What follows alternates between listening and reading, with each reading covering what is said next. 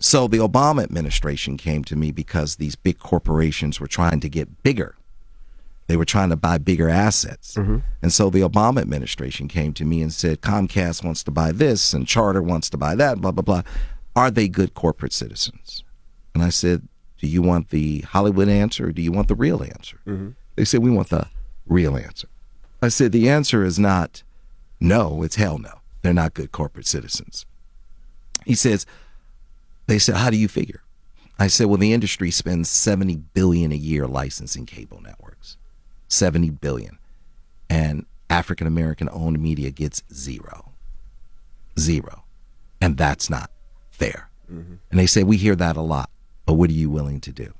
They said people are afraid to speak up because of reciprocity, of repercussions. And I said, I'll speak up. And I said, but I'm going to do it in a way we won't have to deal with it anymore. So I filed these lawsuits that ended up being historic. I filed a $20 billion lawsuit against Comcast and a $10 billion lawsuit against Charter. And why weren't you afraid to do that as a TV guy? Once again, you got to burn the knee pads.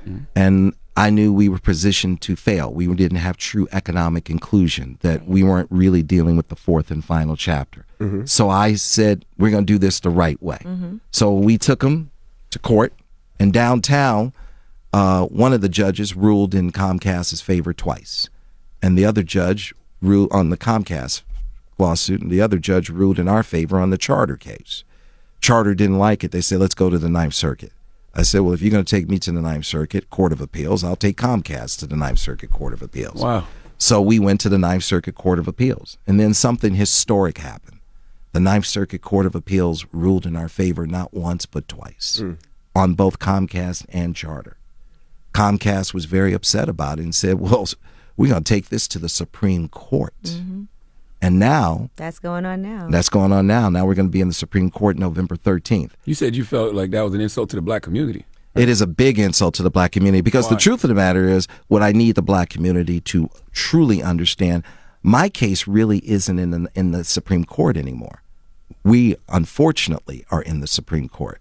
What happened was the Supreme Court said, we're not going to look at the Byron Allen case with Comcast and Charter. We pretty much agree with the Ninth Circuit. That's a dispute between you guys. But we are going to look at the Civil Rights Act of 1866, Section 1981. Now, what is that exactly? Great question. The Civil Rights Act of 1866 was put on the books after, so we were freed pretty much December of 1865. And instead of getting what some historians believe, reciprocity, 40 acres and a mule, we got this law. And basically it says we will have fair contracting, economic inclusion in government contracting and in commercial contracting. Because they knew that the newly freed slaves, African Americans, were not going to be treated freely in commercial contracting and government contracting, and it was essential for us to be integrated into the financial fiber of America. So this law was put on the books 153 years ago to make sure we had an economic pathway for economic inclusion. 150, it's the very first civil rights statute in America. It gave birth to civil rights, and it is the civil rights statute that allows us to have economic inclusion and stop economic genocide. So what Comcast said, and the Ninth Circuit told them to get out of here with this, Comcast said, in order for you or Byron or anybody, any minority to use this law, you must prove that the reason we discriminated against you is 100% because you are black. The sole reason we discriminated against you, Charlemagne, is that you are 100% of the reason is that you're black. It could be 99% that you're black and 1% that you're wearing tennis shoes. And you can't use the law. You can't bring the lawsuit against me. So they're eviscerating it. They're making it impossible for you to use it. Right. Now, that is called the but-for standard. That is what Comcast and Charter, that's what they're pushing for. They're pushing for this civil rights statute to go away. Now, what the Ninth Circuit said in favor of black folks and all minorities, Hispanics, Asians, everybody, that it's not the sole reason, which is the but for, it's the motivating factor. Okay. If any part of the reason, if they discriminated against you, it would be impossible for it to be 100%. there it is. It's impossible. So it can't be used. So if it's 20% or 30%, any part of the reason, now you can use it. So that is why we're in there in the Supreme Court. Now, here's what's happened. Comcast went and got what's known as a amicus brief, a friend of the court, got Donald Trump's Department of Justice to write them an amicus brief saying, yes, let's roll minorities back to 1865. Let's take those Negroes back to slavery. So I thought, they're actually putting that on the books? Donald Trump's DOJ wrote an amicus brief in favor of in favor of Comcast's position against us. And not only that, which we thought was unbelievable and hideous, something we've never seen. Comcast said, well, listen, we have 30 minutes in front of the Supreme Court. And Byron has 30 minutes in front of the Supreme Court. But you know what we're going to do? Comcast, this is what Comcast says. We're going to give 10 of our 30 minutes in front of Donald Trump's Supreme Court. We're going to give 10 of our 30 minutes to Donald Trump's DOJ. So now, on November 13th, we're standing in the Supreme Court in a Donald Trump era where we've got Donald Trump's DOJ arguing against us to take the first civil rights statute and eviscerate it. Hold on now, Mr. Allen. Now, given the makeup of the federal courts, aren't you concerned that this new case can undo civil rights for a whole generation? It could take us back to 1865, all minorities. So is it worth it? I didn't petition to bring it to the Supreme Court. They did. Right. And then what they did is they made what I call institutionalized racism. They treat us like we are a bunch of monkeys. Well, that's how they look at us. That's right, looking for a banana. So here's what they say. Hey, Byron, drop the case. Right, that's what they're trying to make you do. Drop the case. Drop the case and we might meet with you. We might work with you.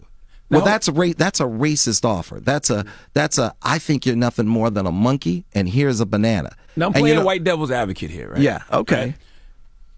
I mean, shouldn't you want to kind of drop the case if it's going to set us back, set a whole generation back when it comes to civil rights? No, because I didn't. How can you not fight? First of all, we won in the Ninth Circuit twice. We won twice, and I didn't bring it to the Supreme Court. They brought it to the Supreme Court. Mm-hmm. Now, if you don't come to us in a racist way, and you don't look at us like a bunch of monkeys looking for a banana, then you do it the same way you do it with all white people. You just pay them. No, you settle it up. You settle the case, and then it's dropped. Right. And so they didn't come settle to it. There's no offer of a settlement. Pay it. Whatever it is, you settle it up. But see, they never met with me. Yeah. And see, I asked them to meet with me, but why they won't want you to drop it and then meet with, and then maybe meet. That's with right, you. which is something you would never ask a white person to do. Never in a million years. Right, so you never ask that. You never ask anybody white to do that. So here, when we asked them to sit with us, they said no, we're not going to sit with you. As a matter of fact, my government relations person went to the government relations person of Charter, and he said you should sit with Byron to resolve this. And she said to him, we don't negotiate with terrorists. Whoa. Okay, that's what she said. And he said, you know what? I have a number of white clients who are much tougher than Byron, and you've never called them a terrorist. And I said, there's the difference. Because you should have said domestic terrorists. Right? Because they look at us as, you're not equal. You don't sue me. How dare you try to get something that you deserve? All right, and how dare you sue me and use peaceful tactics? See, the offer is racist. Like, you drop it, and then I might sit with you, and we might work something out. So that's why you have to be really clear that stop the institutionalized racism. Sit down, Comcast. Sit down, Charter. Don't jeopardize the civil rights of over 100 million people. These are folks that, they're doing the wrong thing. And, Senator Kamala Harris, she was phenomenal. She wrote an amicus brief in our favor, and she got Senator Cory Booker to sign it, Senator Blumenthal, Senator Wyden, and 8 members of the Congressional Black Caucus. 8. Unfortunately, only 8 out of 55.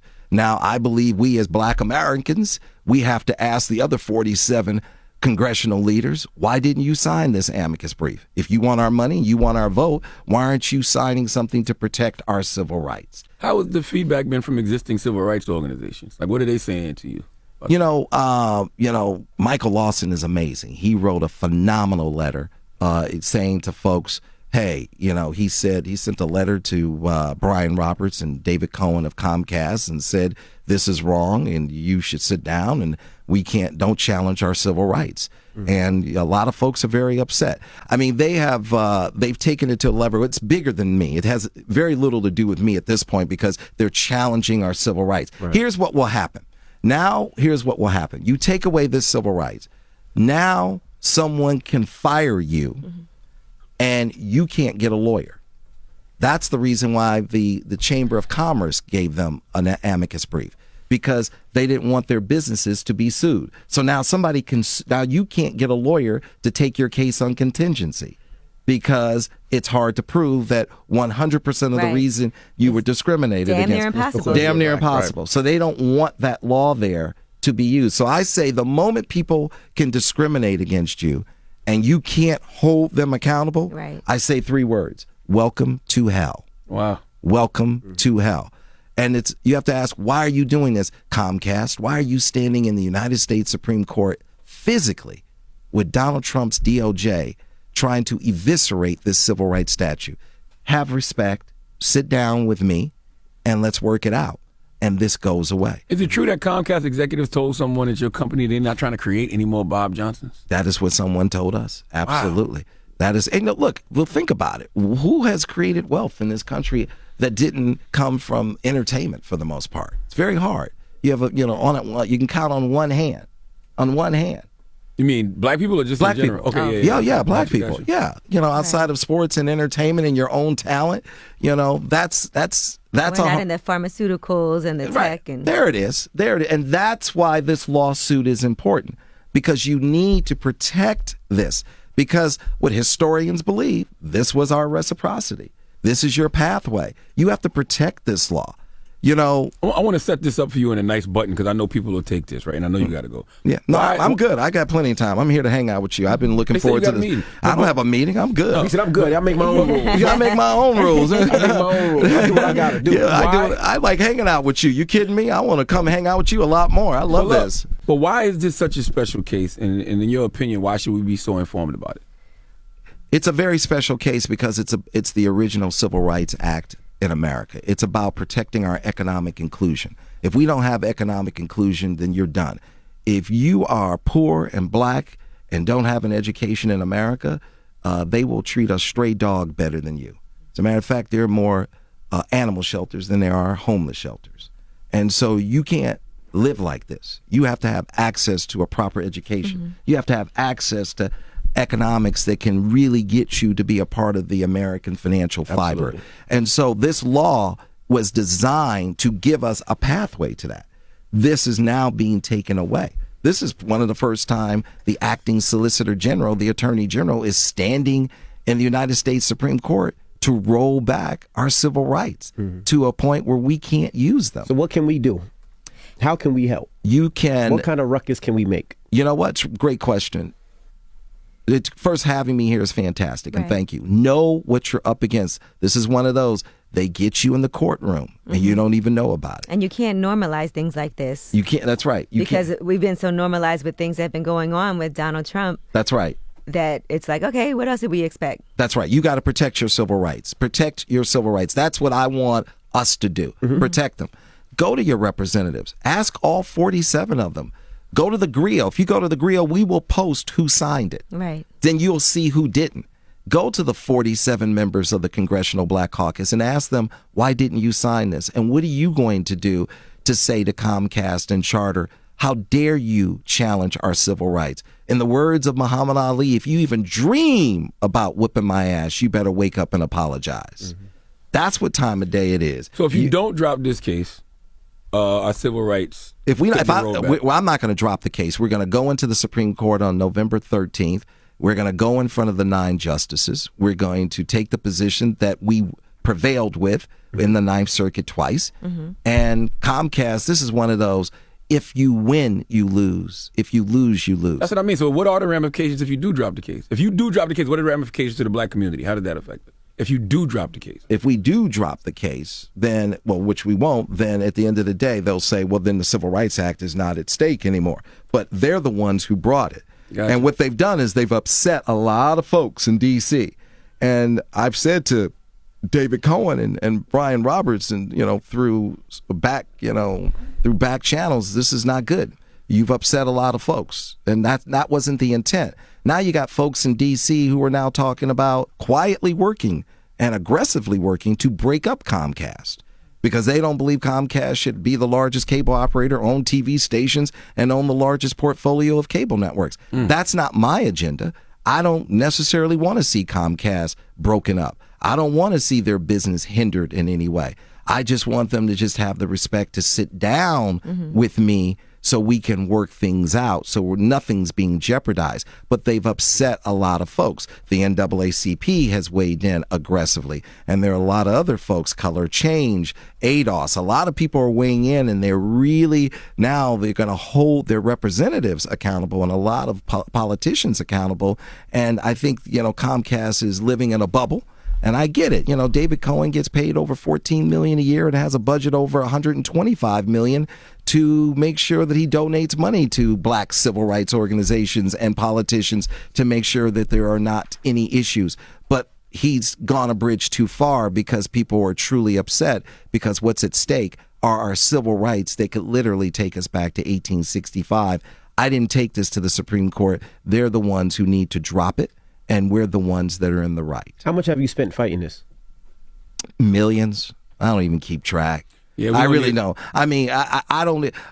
For me, this is about. And who else is helping you besides yourself? Is there anybody saying, "Hey, I've doing this all on your own"? I've done this. I've spent millions, and at the end of the day, this was something I remember talking to Coretta Scott King about. This is the fourth and final chapter.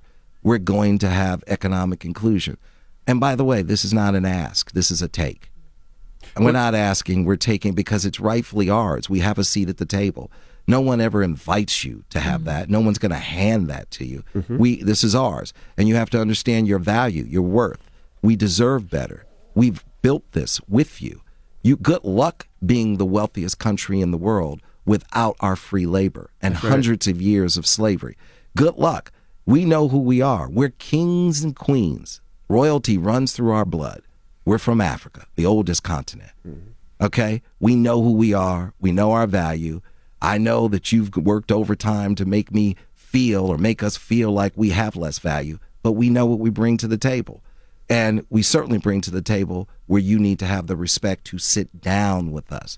When you haven't even sat down with us, David Cohen and Brian Roberts, and that's a problem.